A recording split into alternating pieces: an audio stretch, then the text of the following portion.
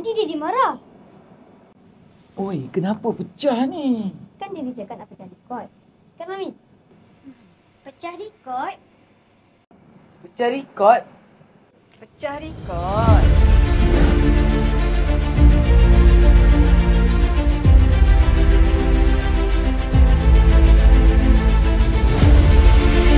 InsyaAllah tahun ini saya nak ajak anak murid saya pecah rekod.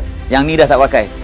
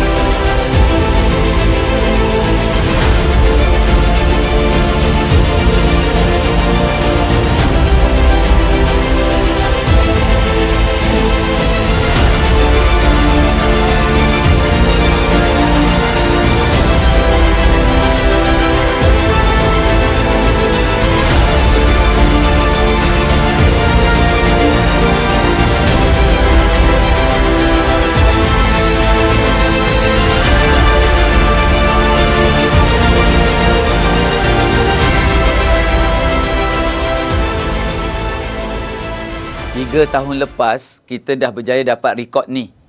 Ini the longest non-stop virtual talaki lesson.